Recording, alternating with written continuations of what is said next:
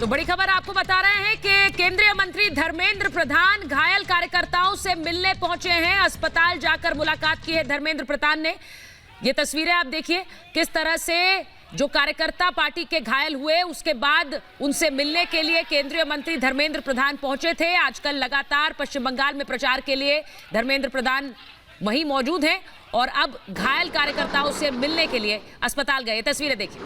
तो नंदीग्राम में जिस वक्त धर्मेंद्र प्रधान रैली कर रहे थे उसी वक्त कार्यकर्ताओं पर हमला हुआ और उसके बाद कार्यकर्ताओं को तुरंत अस्पताल पहुंचाया गया। अस्पताल में देखने के लिए, उनका हाल जानने के लिए धर्मेंद्र प्रधान पहुंचे। लेकिन सवाल यही है कि जैसे जैसे चुनावों की तारीख करीब आ रही है वैसे वैसे हिंसा का दौर पश्चिम बंगाल में आखिर क्यों बढ़ता चला जा रहा है और आखिर इनके पीछे, इन सब के पीछे कौन? बम नहीं है, डांडा फंडा लेके आ गया। और अस्पताल जाकर केंद्रीय मंत्री धर्मेंद्र प्रधान ने कार्यकर्ताओं का हाल जाना। आइए सुनाते हैं घायल कार्यकर्ताओं से मिलने के बाद धर्मेंद्र प्रधान ने क्या कहा। ये प्रकार अनुभव हमें कभी नहीं हुई थी। चुनाव, इतने प्रमुख लोग चुनाव लड़ रहे होंगे। हमारी प्रजातंत्र तो बहुत मुश्किल से हमको मिली है, मेहनत से। यहाँ मातंगिनी हजरा की बलिदान से ये प्रजातंत्र मिली है। क्या उस प्रजातंत्र की ये दिन दिखने को आएगा, हमें कभी कल्पना में नहीं थी। प्रजातंत्र में प्रतियोगिता होती है, भाषण होते हैं, विरोध होता है, जुबानी विरोध होता है, लेकिन लाठी चले, गोली चले, बम चले, ये कहाँ की प्रजातंत्र? सर, दीदी कहती है कि बंगाल को बदल दिया है 10 साल में। क्या बदला है कि हम पहले देखते थे कि लेफ्ट और टीएमसी भिड़ रहे हैं, आज बीजेपी के कार्यकर्ताओं पर टीएमसी हमला करिए, तो बदला क्या है बंगाल में? देखिए, यहाँ की स्थानीय शासन जिन लोगों के पास है, ये तानाशाह हो चुके हैं, ये गुंडागर्दी पे उतर चुके हैं, लोगों की जान लेना उनकी नीति हो चुकी है। प्रतिद्वंदियों को दबाना, डराना, भय पैदा करना, ये उनकी रणनीति हो चुकी है। ये प्रजातंत्र में नहीं चलेगा। कम से कम बंगाल, मैं उड़ीसा का हूँ, पड़ोस का हूँ, मैं जानता हूँ बंगाल को। बंगाल जो सोचता है देश उसको फॉलो करता है। ऐसे नहीं चल सकता है। बंगाल में परिवर्तन निश्चित होगा। सर, एक सवाल है, जब ममता बनर्जी को चोट लगी तो चुनाव आयोग से जो शिकायत की गई तो उसमें ये कहा गया कि जब बंगाल के सीएम को चोट लगे तो ये संभाले चुनाव आयोग, लेकिन अगर यहाँ स्थानीय कोई घटना होती है तो स्थानीय प्रशासन संभालेगा। तो आज स्थानीय प्रशासन कहाँ है? देखिए, मैं तो वहाँ कोई बाजार में, छोना चोरा बाजार में जब पूर्ण पात्र की ऊपर हमला हुई, उनके ऊपर जब आक्रमण हुआ, तब हमने अनुरोध किया लोकल पुलिस को, भाई आप उनको कम से कम हॉस्पिटल ले जाइए। मैं तो आधे कार्यक्रम छोड़ के आना पड़ा मेरे को। हमें खबर आई कि हॉस्पिटल के सामने भी गुंडे खड़े हैं। हमें तो ये समझ में नहीं आ रहा है, हमारे तो समझ के परे हैं कि स्थानीय प्रशासन, पुलिस विशेष करके, अगर खुद ही रक्षक अगर भक्षक हो जाएगा तो दुनिया में अनर्थ हो जाएगा।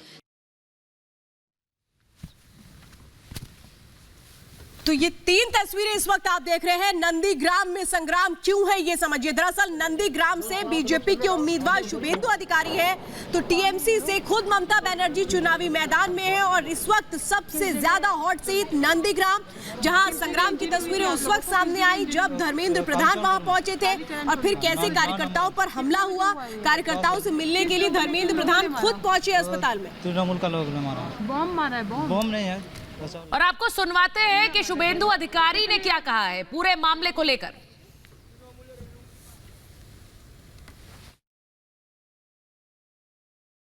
इनकी हालत बहुत ज़्यादा सीरियस है, ये बात करने की कंडीशन में नहीं है।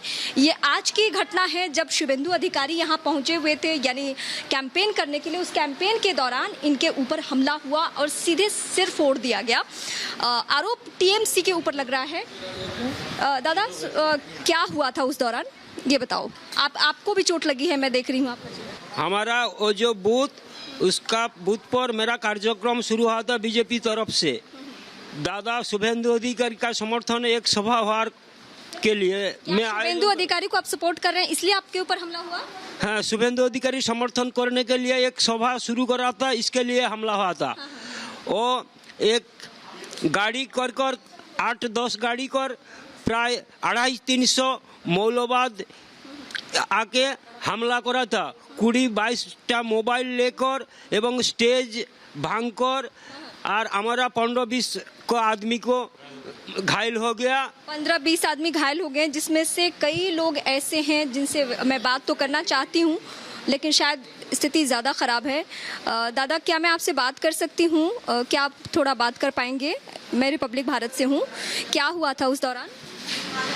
हम लोग एक्चुअली हम लोग का जो 210 नंबर नहीं, मैं वहाँ पे थी, मैंने देखा कि दोनों तरफ से आप लोग आगे बढ़ रहे थे, उसके बाद वो आके हमला करने लगे, तो उनको किस बात से नाराज़गी थी?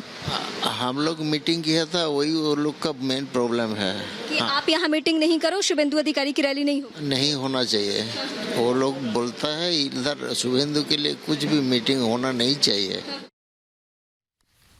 और रीमा इस वक्त हमारे साथ जुड़ चुकी हैं। रीमा, आपने बातचीत भी की बीजेपी के कार्यकर्ताओं से अस्पताल में जाकर के, लेकिन सवाल तो यही है कि हिंसा का दौर लगातार चुनावी तारीखों के साथ साथ कैसे बढ़ता चला जा रहा है।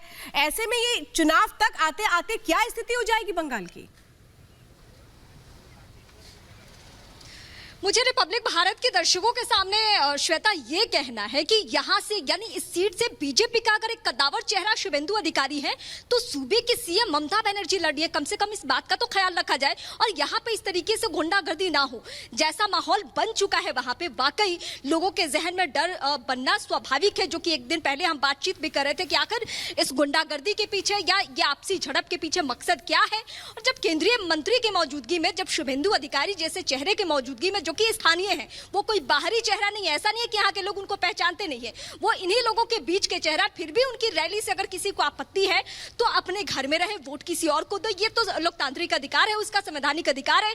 लेकिन इस तरीके से सड़कों पर आकर सिर्फ उटव्वल करना, कार्यकर्ताओं को घायल करना, वाकई लोकतंत्र में ऐसी बातों के लिए कोई जगह है नहीं।